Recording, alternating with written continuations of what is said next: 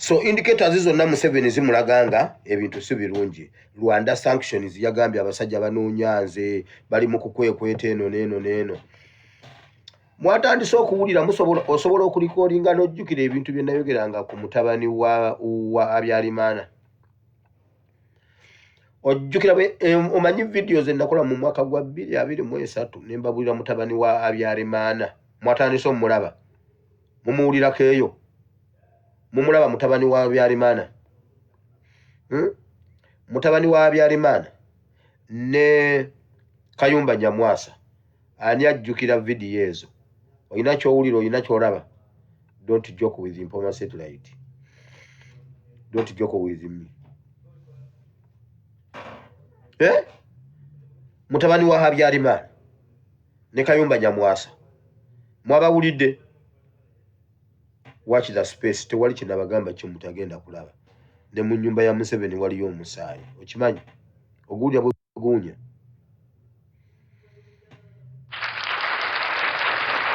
Ongowe.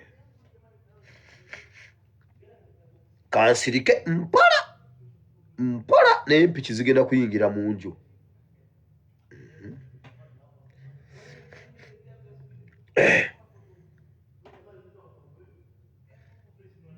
So Museveni yanjogose nnyo omutima n'akeŋŋentererwa omutima gumukendera buli lunaku era yagambye nothing is promising now.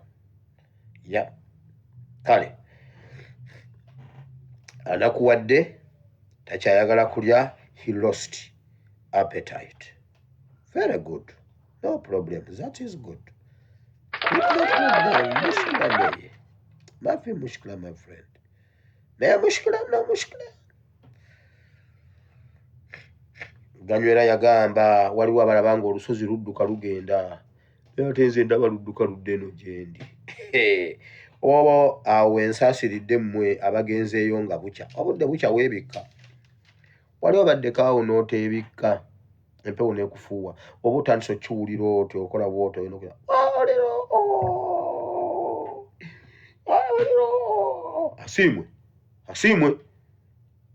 asiimwe bagabe muzukke maawo. Kumba baddewo osikaka bulangiti weebikke. Waliwo ogukoko bannange ogwatutawanyanga. Tusula mu nnyumba n'enkoko mu kisenge ekimu waliyo nkoko n'enkumbi. Ekikoko tusula nakyo mu nnyumba. Ng'ekikoko kikubagawo watiro asiimwe baleero gamba ogwo naye lwe yatugamba nti enkoko eyo tugigobe tugirye. Bannaye twagoba enkoko na bidi.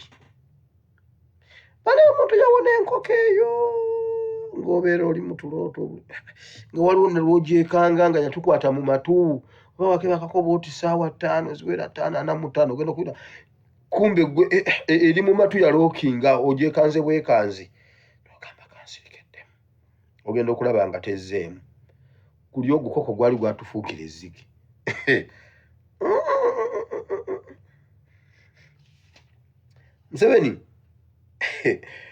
Museveni akake kaweddemu awulira ogukoko obudde bugenze.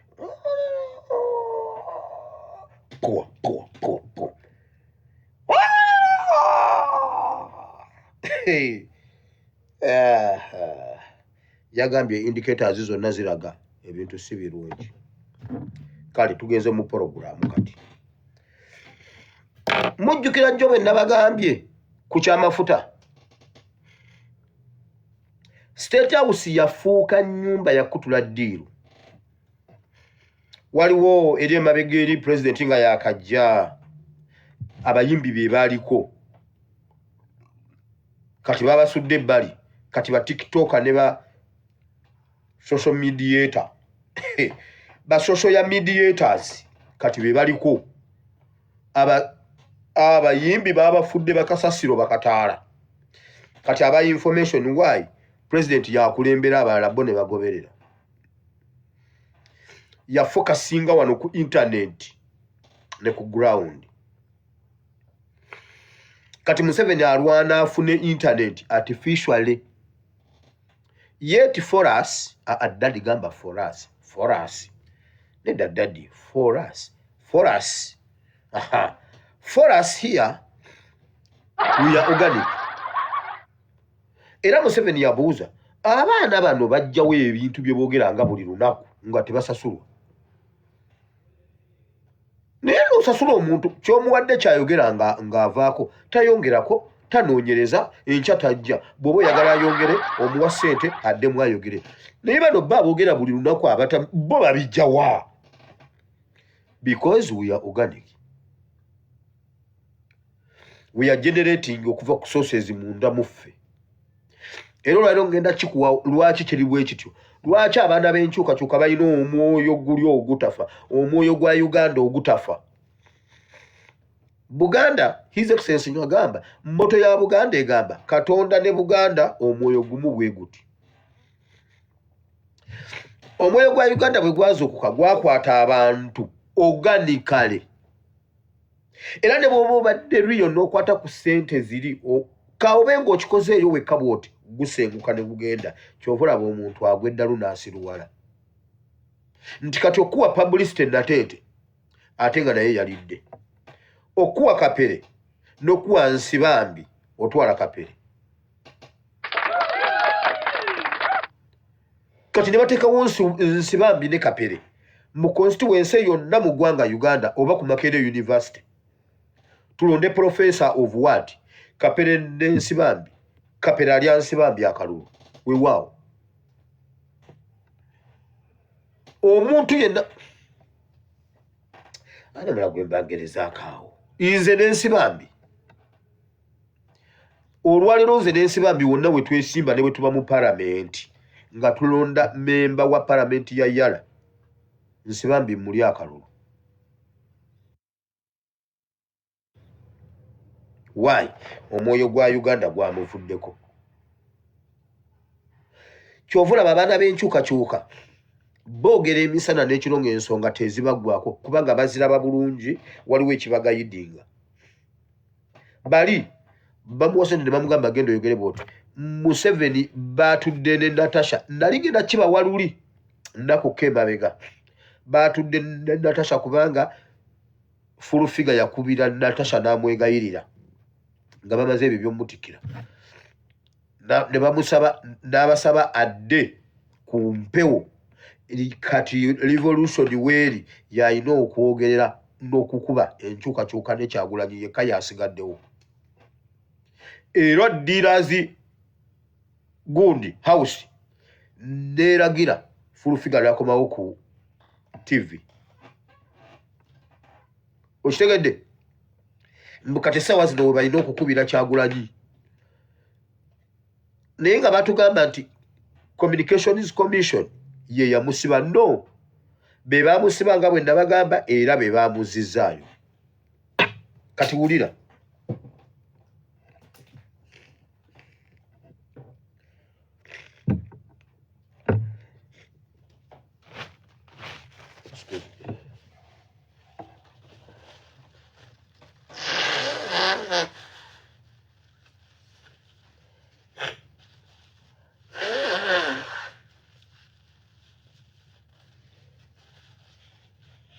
Nabagambye ku kyamafuta. Nabagambye baatudde mu State House Museveni n'akubira ne ba president ba East Africa. Owa Tanzania, owa Kenya, n'owa Ogundi owa Rwanda, n'owa Southern Sudan. N'abasaba bamuyambe nabo balinyise ku mafuta tebagalekanga we gabadde. Nakibagambye emisana genda mu mawulire ekiro olabe kiki ekyabaddewo. Gavumenti yo nga bulijjo bwetyo bwesooka. Gavumenti egumiza Bannayuganda tebafaayo kubanga amafuta tegagenda kulinnya, balina amafuta agamala. Uganda ina reserve. Uganda ina reserve zitereka amafuta ganna kumeka. Baba preparinga. Naye mu mawulire ge gamu nga bamaze okwogera ebyo ne bagamba bwe bati. Amafuta galinnye mu Middle East. Ekataga paluuse kate kuba endulu mukakasa. Mukakasa nga wana amafuta galinnye. Abamawulire mukakasa. Mpulidde ne CBS nga ebisoma leero mukakasa nga amafuta galinnye kata. Basajja mmwe. Eyo script bwetyo bwebeera tewannabaawo mafuta galinnya wano. Mbusimanyi amafuta galinnye mu Middle East wasibuka amafuta era amafuta agatambula mu nsi yonna ebitundu 7 mu kikaaga gava mu mawanga ga Middle East awo wasinga okuva amafuta agasasana mu nsi yonna naye gavumenti ya Uganda egambye amafuta tegagenda kulinnya mu Uganda. Okitegedde gye gava galinnye Uganda tegagenda kulinnya bakulimba bakikuteeka mu buwongo gambe owange gavumenti yagezezaako naye yalemereddwa. Ebyabadde munda mu bisenge by'amakolero g'awaka byabadde byakulinnyisa amafuta wabula wano ne baleeta n'omwogezi era omwogezi agambye bw'ati era tekiyinza kusoboka ekyo tugenda tulina amafuta era waliwo agagesangiddwa gali kujja agamu gagenda kuyita wano wano Mombasa amalala gayita TZ gagenda kujja wano gamala bumazi tulina amafuta agamala embeera ejja kubeera mu nteeko bwe yamaze bw'ati akanyomera akazeekera mugulire lyerimu naye mu Middle East ebbeeyi y'amafuta gundi epaaluuse ate galinnya mu Middle East gye gava ate ne gatalinnya Uganda ekyo kisaana nnoga naye bannaye omwana Museveni ebyo ebipale osaaga okitegedde wama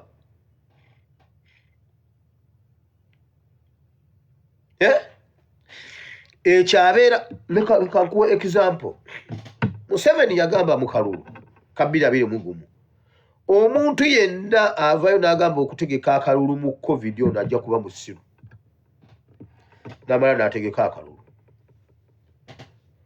bamubuuza ogenda kukwata ku constitution ejjewo emyaka n'agamba mundeke bannange oyo yenna akirowooza is an idiot. Kamala okunywa ku kakongola ziga kano kubanga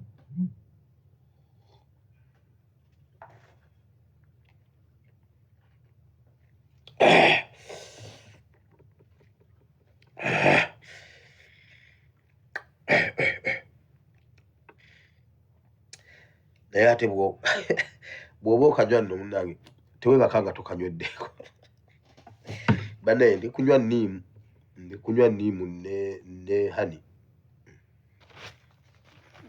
wano ngende munsaleko omugambo ogunno lwakongola ziga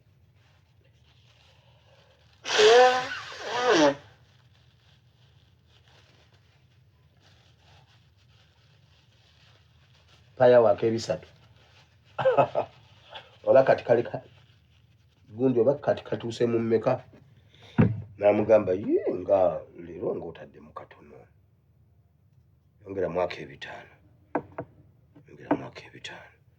naye ennaku zino olina engeri gy'olinyisizza gundi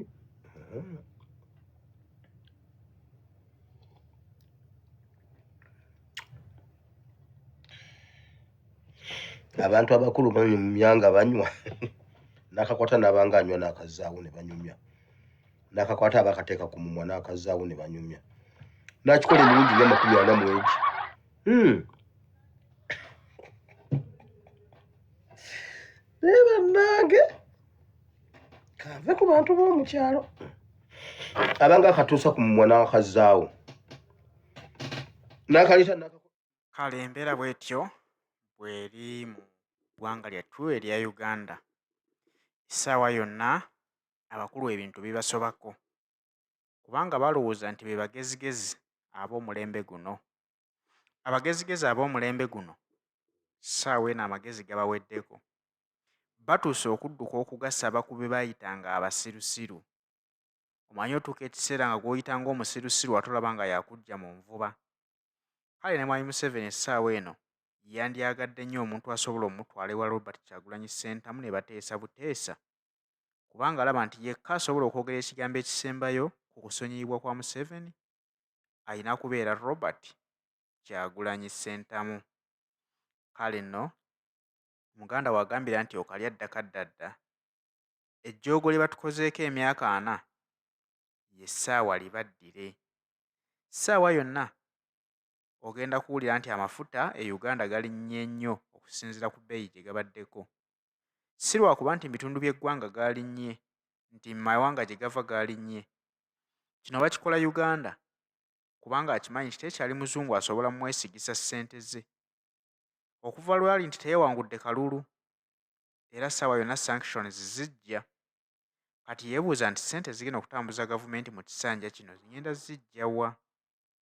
Kyagulanyi yagaana okukkiriza tuwogerezeganye ng'ababiri abaawamu. Kaakati awo teri muzungu agenda kuddamu tuwola ssente nga aziyita mu nsawo y'obwa pulezidenti, kubanga si nze pulezidenti omulonde. Singa Kyagulanyi abadde akkiriza, yandibadde omu ku be twandibadde tuyisizaamu. Eddoboozi lye liwulirwa nnyo, naye bamugamba nti mukulu osaaga. Oli tali lwedde kwogera naawe okuggyako ng'omugamba kimu nti yessaawa nkuddiza obuyinza bw'okuba wampangula mu mazima na bwenkanya. Kale nno buli munnayuganda asuubira ekkirozaako ebitundu by'amafuta kw'obadde ogagulira gagenda kweyongeramu ebitundu nga 10 ku buli 100. Kyekyo kye bagamba nti mpaawo atali kaaba. Oyinza okuba wa NRM ng'era ogyagala nnyo ng'owagira nnyo abali mu buyinza olwalira abawamba obuyinza bwa bannayuganda, naye ng'olina ekidduka kyo naawe ojja kukosebwa wamu naffe abatabawagira. Era ne bw'oba tolina kidduka ng'otambuza bigere naye ng'okozesa takisi mu ntambula zo, kisigala kikkosa kubanga ebisale amafuta bwe ganalinnya n'ebisale by'osasulira takisi biba birina okulinnya oyagala toyagala. Twesibe bbiri kubanga ekijja si muntu.